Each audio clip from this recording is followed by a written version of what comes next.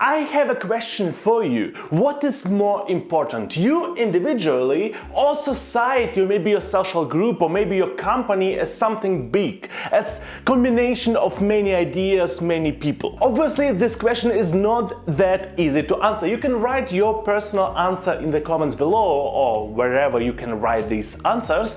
But that is what today's video is about individualism and collectivism.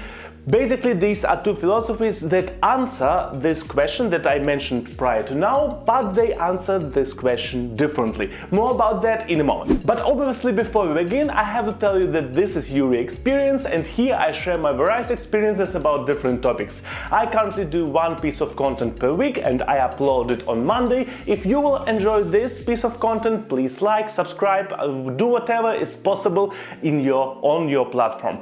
Let's go. Obviously, we start with definitions. With my own words, individualism is a way of thinking where you consider personal freedom of thought and action as something most important in the society, and the society overall, the shared responsibility is not as important. Whereas in collectivism, individual is a part of something bigger, and good for this something bigger is more important than individual good. The good for society, the good for company, for some other organization is more important than good for individual. Basically, in individualism, we are thinking individuals are important. It is important to have strong individuals with strong way of thinking that is independent from each other, so many individuals that are independent from each other. And in collectivism we are thinking individuals are social beings, and that is why their belonging to some social group is more important than their individual way of thinking, so they shall think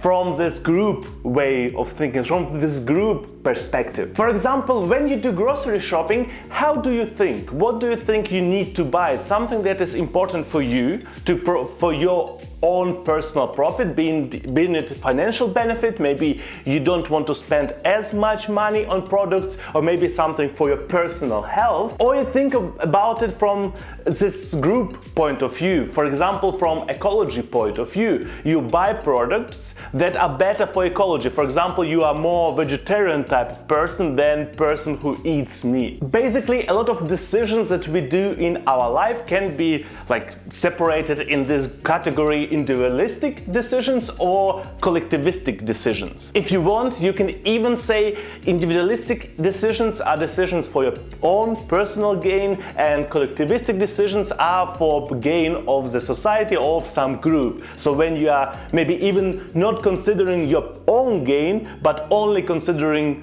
gain of the society. But although individualism and collectivism sound like they are mutually exclusive, they are not completely. So in most cases, you will not have complete individualism and complete collectivism together. It doesn't work perfectly together. But these ideas are also not opposite on the spectrum, because you have spectrum of collectivism, so how collectivistic is this group of people or this person, or how collectivistic is the way of thinking of this person, and another spectrum, how individualistic is this person. Because at the end of the day, your personal gain can overlap with the gain of society, or your personal gain or your personal, maybe some good opportunities for you personally overlap with good opportunities for your group of people, and you are ready to do it for your group of people, but you also know I will profit from that too. Both for individualism and for collectivism, there are levels. So what level do we apply this idea to? Do we apply this idea to the whole society?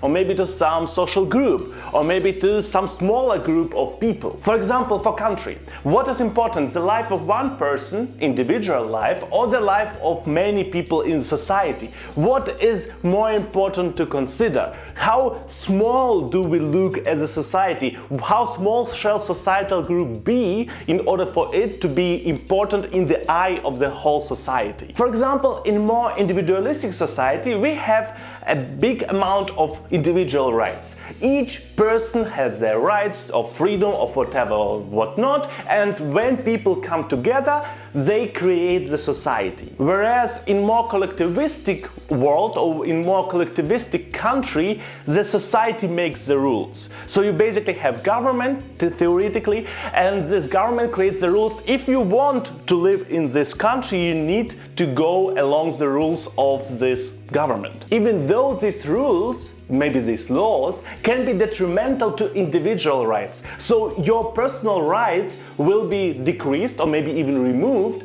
if your perception of society doesn't work for the society. See, basically people were sent to Siberia in USSR when their opinion wasn't fitting to the opinion of the country. And then you go on a smaller scale and, for example, there is this phrase to take one for the group. So you do something that is not profitable for you in any form or way. Maybe you lose time, maybe you lose money, maybe you lose energy, but thanks to that the whole group profits, and sometimes it makes only sense to do it from collectivistic point of view. You don't profit from that like at all, but the group profits, so you do it. Great example for a place of a lot of collectivistic ideas is a family. In family, you cannot create good family if everybody is completely individualistic. For example, children. Children will not provide you with personal gain in the family. Normally, you provide gain for children, but you don't profit from it yourself. And if everybody would think, okay, how can I profit from my family? How can I profit from my children? Then we will go back in time for a couple of 100 years, which would be possible, and then just create child labor again. So basically, you profit from the fact that you have more people in the family. But in modern times, mostly, parents give away their time for children, and so children can become better in their life, can develop themselves. Which brings me to the idea that is pretty common. We need both individualism and collectivism in the society. We shall not probably go only for one thing and completely ignore the other one, throw the other one away. There are some ways to apply some pressure on the society in terms of how many individualistic and collectivistic ideas shall be there. You can create some political system that implies some specific way of thinking. For example, political structures that are connected with socialism are normally considered to be more collectivistic, whereas a lot of ideas or political ideas that are liberal are considered to be individualistic. But when you go down from this big scale and go down to the small scale, at the end of the day, it depends. Sometimes it makes more sense to be individualistic long term. Sometimes it makes more sense even for you personally to be collectivistic, because long term you will profit from that more, or maybe long term people who are important for you will profit from that more. There's even an idea that a lot of people who have individualistic ideas will still provide a lot of gain for the society overall. Because basically, if a lot of people on individual level will make their life better, better and better, then over time the group of people to whom these individuals belong will also become better and better and better over time. And then if we combine a couple of groups of people, most of which have strong individuals inside of them who develop their life over time and make it better and better and better on individualistic level, then after some time, with combination of various groups, we will create a society that consists from strong individuals, each tries to make their own life better, which makes society better, because it consists only from people who make their own life all the time better.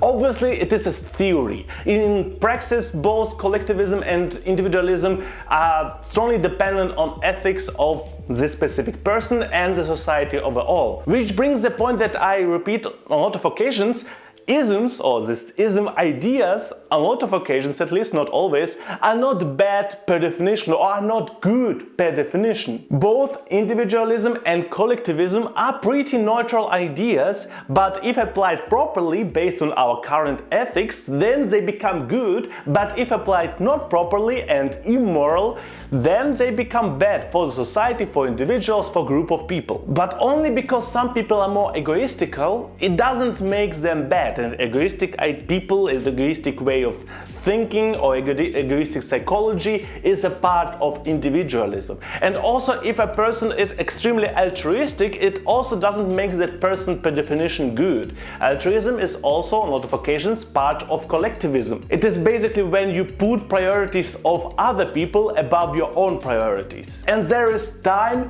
and place for both things. We cannot always think, at least that's my personal idea, starting from now, my personal idea, we cannot always only think about other people. And also we shall not always think only about ourselves. We have society that shall work somehow, and it works best, again in my opinion and experience, if we mix the ideas. Sometimes we prioritize ourselves, especially when other people are trying to use us. But sometimes it makes sense to bring something to this greater good, to donate something to the greater good, to maybe donate literally money, time, whatnot, or maybe ignore some opportunities because these opportunities will damage the society in some form. For example, money and ecology. A lot of companies prefer profit over this idea, we create a lot of product and that leads to destruction of ecological system that we have in the world. But then they think, if I will miss this opportunity to profit, then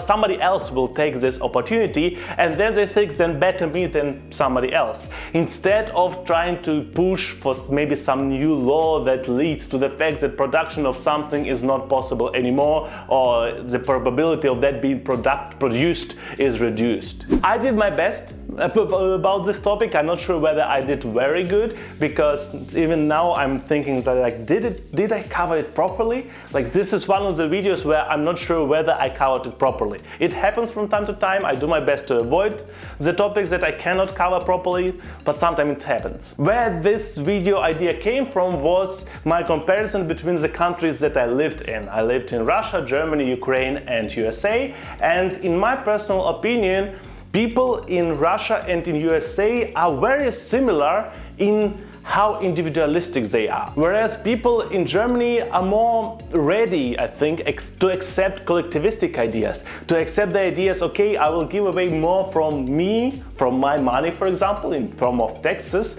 for the country, for society, for other people who maybe cannot support themselves as good as I can do it. At the end of the day, all three countries that I mentioned are rather individualistic countries with a lot of individual rights. We don't have any dictatorship here, or maybe some monarch, or maybe some religious groups that decides for us how to deal with life. As well as there is no some big political party that decides for everybody what is our way of thinking. Although Russia tries to do it as of now. It wasn't always like that in the history of Russia. But now it is a little bit more difficult than prior to now. Still, it is interesting for me that two big countries in the world that a lot of people put on different parts of the spectrum for a lot of topics, Russia and USA, in my personal experience are very similar exactly in that. A lot of people think about themselves first, about their own rights, about their own opportunities, about their own financial gain or any other form of gain, and only afterwards thinking about their group, their society, whatnot. Family is a different issue. In Russia, is family institution still pretty strong, whereas in USA it is a little bit different, and there are a lot of reasons for both of the things. But in terms of bigger groups, the bigger the group, the more it is like first me, but then society afterwards, or maybe my ethnic group afterwards, or maybe my company afterwards, or other people at my company. Me first, my personal gain is first. Is it right? Is it wrong? I'm not the person to tell you that. It is more like my personal experience that led me to this video, which I covered like semi-good.